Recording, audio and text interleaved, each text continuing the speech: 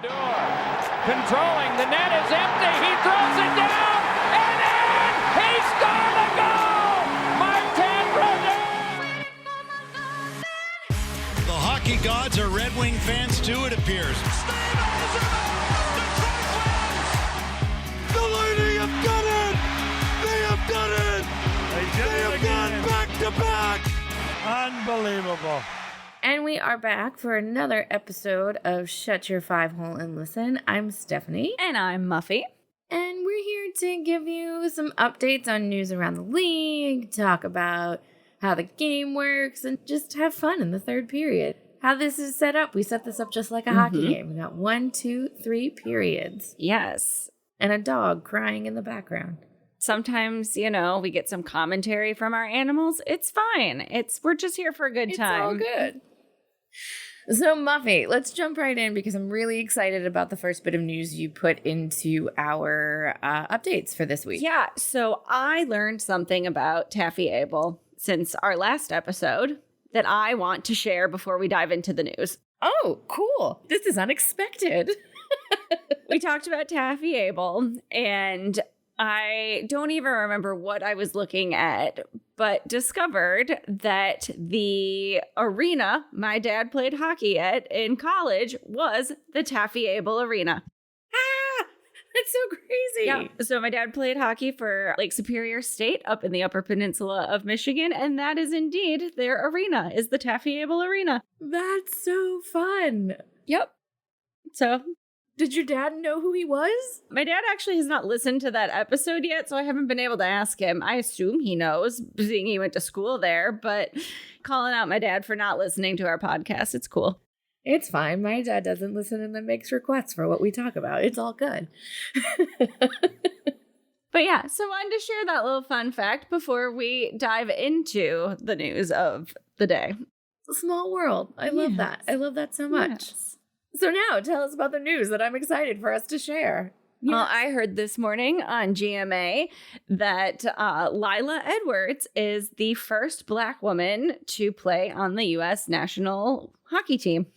It's so cool. I love that. We spent a lot of time talking about diversity in the NHL, and we haven't really touched on it in women's hockey yet. This is a cool thing to see, especially since the U.S.-Canada relationship is always hot. I like to see who's coming up on those two teams because these are the women that will now work their way into the now professional women's hockey. Yes. She's 19 years old and from Wisconsin. I will say the one thing when I heard the news was I was actually surprised that it took until 2023 to have a Black woman on the team. I'm actually surprised by that too. But then when you think about it, and it's similar to, like, again, we've talked about how we've worked on Disney on Ice, and we used to have lots of conversations about getting more diversity in our casting and finding programs that are more accessible to skaters of color because the sport is really expensive. I would imagine in hockey, it's the same. It's not a cheap sport to play. And I think the more male players that come up and start programs that also include women, I think that's important. I think the women themselves are starting to think more about that. I mean, just think of what Sarah Nurse means to so many young girls. And I'm just going to throw this out there. I don't think it hurts that, Snoop Dogg is, a huge ambassador for the sport. It is of hockey. so true. It doesn't hurt. Love Snoop. I mean, that gets lots of kids, regardless of gender, into it when they see people of stature in their community loving a sport. I think it's really cool. I also loved what Hillary Knight said about Edwards, because I also love Hillary Knight. The way she can rip the puck, it looks like it's about to break the glass or rip the netting. That's just going to be awesome. I'm excited. It's very exciting. So more to come. I can't wait to see what her career holds. I know. Such good stuff. Well, why don't we dive into the NHL now? Because there's a lot going on in the league that most of our listeners are aware of. That is true. We are just about a month into the season, and the Boston Bruins and the Vegas Golden Knights are just outshining everyone else in both conferences. I mean, it's not a surprise. Both teams obviously came off of banner years. the Knights want to have another Stanley Cup, and the Bruins have something to prove about how they left the playoffs last year. They want to prove they're just as good. So I think it's going to be interesting. It's going to be interesting to watch. Which one of those teams are you most surprised by, most impressed by? I was going to go a totally different route and say I am super proud of my Detroit Red Wings to be the only team to beat the Bruins in regulation time at time of recording on November 12th. But I'm actually, I would say I'm a bit more surprised with the Golden Knights versus the Bruins. I figured the Brew Crew was going to come out with something to prove after last year. And not that I didn't expect Vegas to be at the top of the league as well after winning the cup. It's just you always know there's that bit of cup fatigue that happens once you've won one. That's true. I think what's different with the Golden Knights, though, and it's similar to when the Lightning won back-to-back, they didn't lose a ton of guys from the cup-winning team, and that makes a difference. I mean, you saw what happened. Colorado won. People scattered. It wasn't... people weren't really talking about Colorado coming back and doing it was not again. The same so team. We'll see. Not the same team at all. But the Bruins and the Knights are pretty intact. And I think what I appreciate about the Bruins under the captainship of our friend Brad Marchand, he's not really our friend, but I enjoy him. They seem to have like a lighter spirit about everything too. Like they're playing hard, they're doing the thing, but no one's taking it like way too seriously, which I feel like is the Brad Marchand way to play hockey. Yeah, I think you're right. Should we also talk about what finally happened for the San Jose Sharks? I think so. So in our last episode, we were saying that we were hoping by the time it aired, the Sharks would win a game. And yes, by the time it aired, the Sharks won a game. They've won 2 games, actually. They won 2 games back-to-back, which I feel like in the current state of their team, we can consider a streak. I would normally say 3, but 2 for the Sharks is good. They beat the Philadelphia Flyers, who are doing pretty good. And I saw some mascot heckling from Gritty to, I don't know the Sharks. SJ Sharky. Is it Sharky? SJ Sharky. Yep. That was pretty funny. So happy for the Sharks that they finally got that win. And then they beat the Edmonton Oilers, which we have not talked about. How the Oilers have had the worst start in franchise history. We talked about them with the Heritage Classic and how we thought this might kind of be like that turning point because they came out like they totally took it to Calgary. They played like the team we expected them to play as this season. So yeah, it definitely seemed like they'd have a better start to the season than they've had. And this is gonna sound bad, but like if you're already doing bad, it's not like you want to lose to the Sharks. But I'm rooting for the Sharks now. I feel like I feel like I want an underdog story to happen. But we will watch this, and they've still won a few games. But do you want to know what is still true? What's still true? The Hughes brothers still have more points than the entire team, and that's with Jackie Boy being out. Yeah. Which is. Oof. Not good. Hopefully by the time this pod comes out, the team will have more points than the Hughes brothers. We shall see. We shall see. So we've got a bit of news that's a little more on the heavy side, and I don't really know how to transition to this from the lighthearted nature, but we always seem to have this problem. There's always something that strikes the hockey world that's a little sad or hard to talk about, and we've just got to throw it in there in the mix of all of the other fun things we talk about. So this time we are talking about the sexual assault case against the former video coach for the Chicago Blackhawks. And this came out from the 2010 playoffs. I believe that was actually the year they won the cup. Yeah, it was. And was it just this past summer that It was this past summer. This past summer, one of the members of the team filed a lawsuit against the video coach claiming sexual assault, and now a second player has come forward claiming the same thing. Yeah, and at the heart of it is that the players are saying that they were making leadership aware and that it was being squashed or not taken as seriously as they think they should have because they didn't want to interfere with the cup run.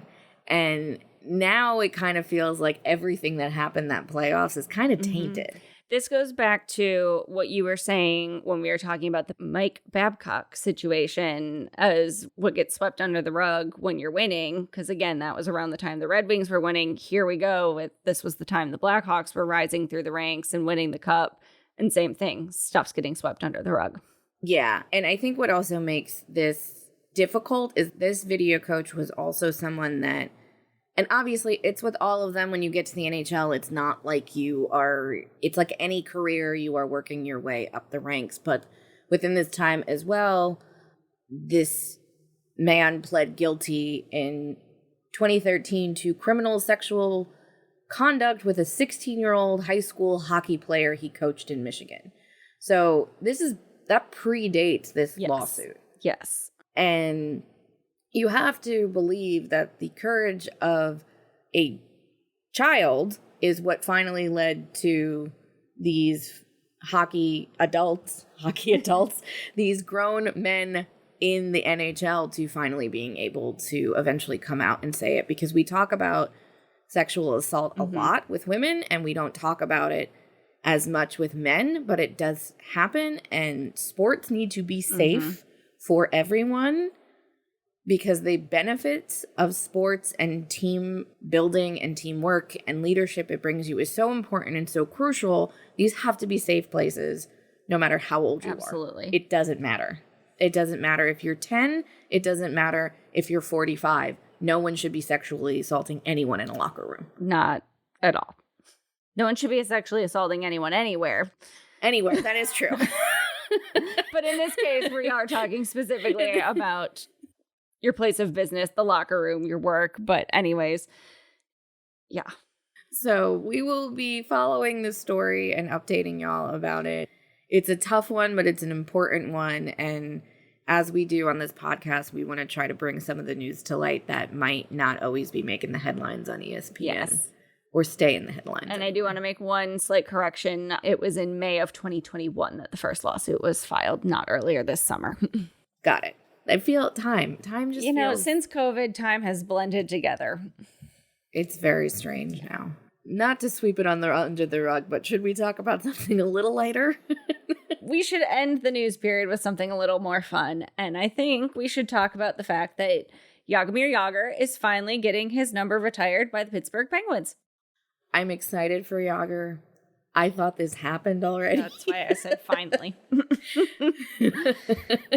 Jagr is arguably one of not just the greatest Penguins of all time, but one of the greatest hockey players of all time. The man is still playing. Yeah, he's in his 50s. In his home country. I do remember not loving Jagr when he wasn't on my I'd say team. he played for a lot of teams that weren't yours, but that were rivals of yours. Yes, and even when he was on the Devils, I was just like, oh, God, Jagr. But he does deserve it. Just because I personally, I'm just like, oh, God, he scored on us again. He does deserve this. So, what does this also bring up? This also brings up Tampa Bay Lightning. Let's step it up. Yep. And retire 25, Yes, please. we talked about it before. We're going to talk about it again. Dave Anderchuk needs to have his number retired. A statue is not enough. It is not. Hall of Fame, not enough. Retire the number. But until then, congratulations, Jaromir Jagr. You deserve it. Yes, you do. And with that, we're going to close out our first period. All right, we are back for period number 2, where we talk about the basics and things you should know if you're going to a hockey game for the first time, the second time. Things you may not have known. We've learned things by creating this section, so we really have. Who knew about helmets? Who knew about the helmets? I'm excited about what you are going to tell us about today, because I remember as a young hockey fan and then forgetting all of this information and having to look it up as an adult. Because some of these you don't think about all the time, but you always see these acronyms. I'm happy we're going into the alphabet soup here. So we're going to go into the alphabet soup and talk about the stat sheet abbreviations, because you're going to see a lot of letters when you're looking up the stats, and you're going to need to know what they are. So let's just Run down the list, starting with POS. It does not mean piece of shit. It refers to the player's position. I didn't expect that. Which we talked about in the last episode. So if you need to know what position the player has, you go and look at the POS on the stats. You're going to laugh every time you see that now because I said piece of shit, aren't you? I am. Because it didn't even occur to me that is also what that could mean. It is also what that could mean, but not what it means in this case. Oh my God. I love it. All right. Then we have GP, which stands for games played. Pretty self-explanatory. How many games have been played, or how many games has this specific player played? Then you've got G for goals and A for assists. So how many times the player has scored a goal or assisted on a goal. And who gets the assist points? How many people? 2 people. Up to 2. Sometimes it is only 1. Sometimes it is only 1, and sometimes it's nobody. Sometimes you score your own goal without any help. So basically, and that's basically the last 2 players that touch the puck before the goal scorer. So good example of this, I was at the Lightning Blackhawks game recently, and I was reminded why I don't love Corey Perry in front of the net when he's not on my team. Because Corey Perry camped out around that blue line, and the kid, Connor Bedard, shot a puck. We all thought we just witnessed Connor Bedard's first hat trick. No. Corey Perry tipped that thing in, and Mr. Bedard only got an assist. It feels weird to call a teenager Mr., but roll with it. With it. But then this leads us into PTS, which stands for points, and that is the total sum of the goals and the assists. So when the player scores goals or has an assist on a goals, all of that gets combined together for how many points they have in a season. Then we have the plus and minus rating, which when you have your 5 players on the ice. So let's go back to your example of the Lightning and the Blackhawks. So when Corey Perry scored that goal, all 5 of the Blackhawks players who were on the ice got a plus rating on their points. All 5 of the Lightning players got a minus rating. And it's an odd stat that is very unique to hockey that also doesn't mean a whole lot. Because you could have a horrible minus rating because you happen to be on the ice, wrong place, wrong time. But I don't know, this stat always is weird to me. I think it's a good snapshot from a team perspective of how well a team is doing against other teams, because you could be losing and not have a super, what I'm about to say is strange, a super high negative rating. Yes. So, which would indicate that you're losing games by 1, maybe 2 goals. But back to our friends, the San Jose Sharks, if you go look at theirs because they've been losing by 10 goals, that's not cute. Yeah. A lot of times defensemen will usually have a negative rating and still be top defensemen if they're not goal scorers. So it's information. It is information. I don't think it's a key stat because we've also seen where some of the players who are phenomenal can go from 1 year of having a lower score to a much higher score and vice versa. But it is just kind of an interesting one to look at. Yeah, it's information. Then we have, I hate this one, PIM, which stands for penalty minutes. What's with the random I? It makes me think of a Pim's cup.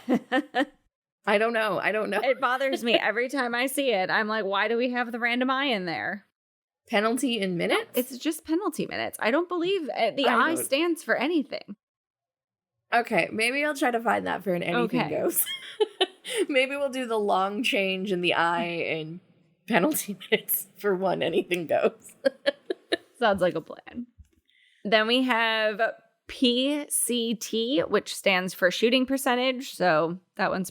Which is also backwards. Yes, it is. Well, I guess it's just the percentage. I mean, technically those letters will go in the correct order for percentage if you're spelling it out. Yeah, true.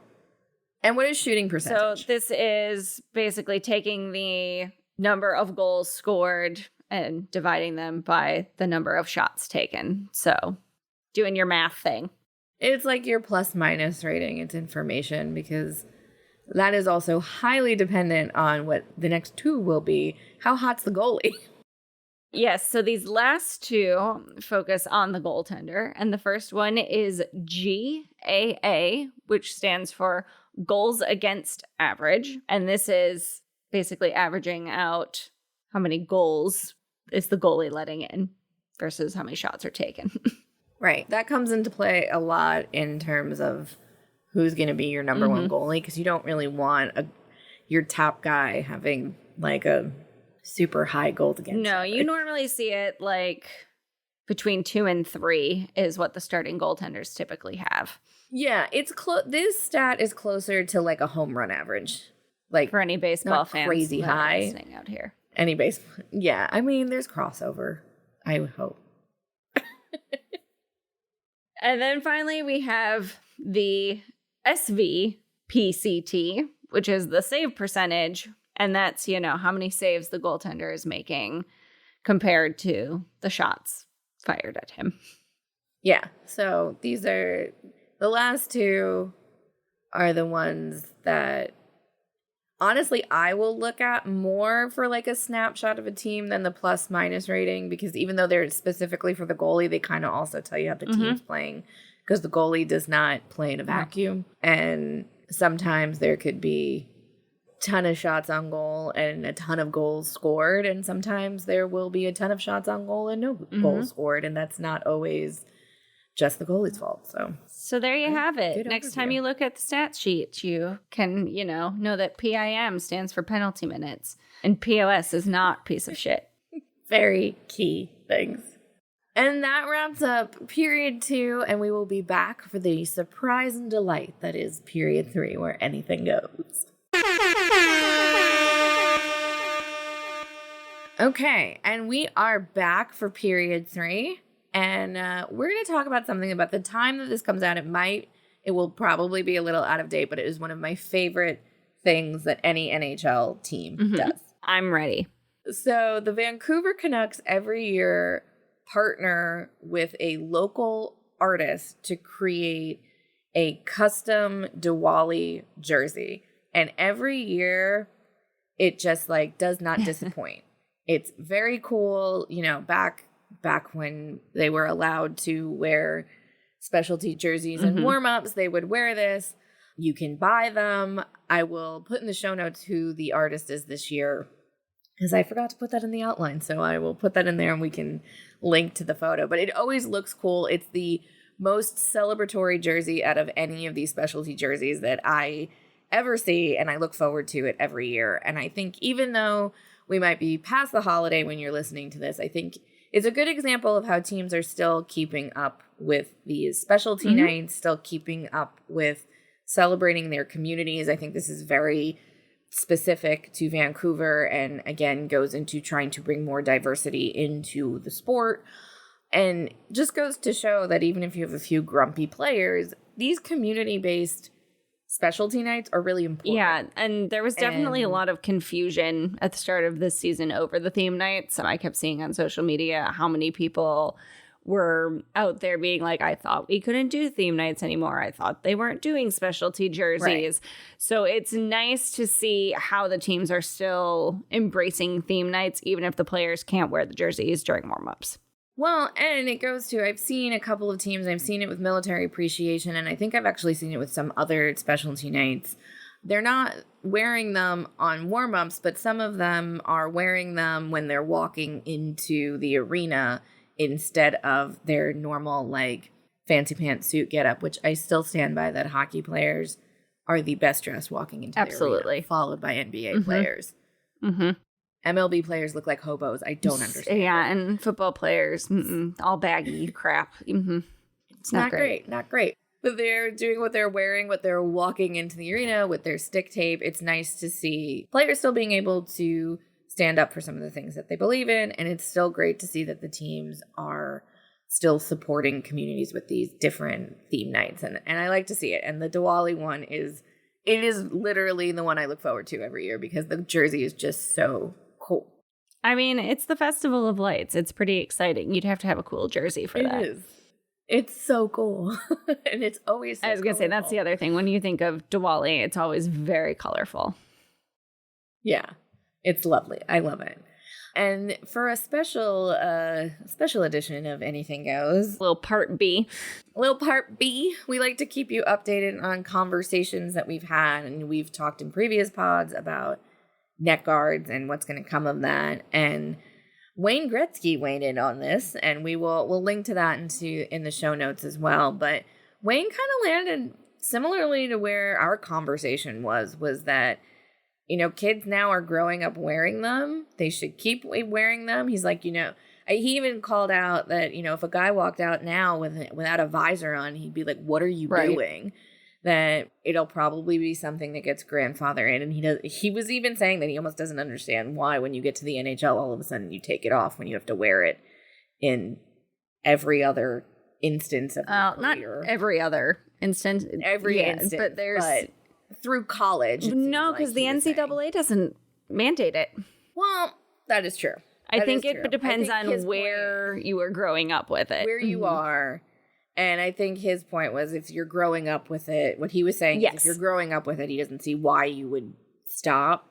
He did take it a step further, though, and started talking about how he doesn't think full body checking is necessary in every league. Which I found very interesting as well. And I mean, you see it in other leagues, like the women's leagues, they don't hit it all. And that's what I found interesting, because a lot of women start talking about how because they can't check, they'll start using their sticks more of a weapon. That one I was like, Wayne, I think we've gone too far.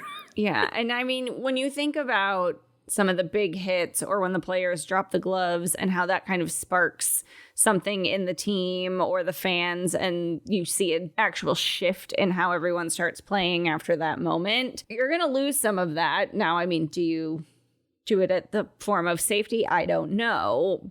Yeah. And he wasn't saying in the NHL, but in like some of the leagues where people aren't ever going to make it to the NHL. But I was like, I don't know. It was weird. Not weird, but I thought that one went it might have. But hey, it's all part of the conversation. All part of the conversation. Okay. Well, Muffy, tell the people where they can find us. Well, you can find us on Facebook, Instagram, and Twitter. Just search for Shut Your Five Hole and Listen. We also take emails. You can send us one at shutyourfiveholeandlistenpodcast@gmail.com. Sorry, I know it's a little long, but should be easy enough to remember because it's just the name of our show. And we would love it if you subscribed to the show or left us a review. It helps people find us. And yeah, find us on any of those platforms. And we will be back soon for more hockey excitement and enthusiasm. We'll see you next time. Bye.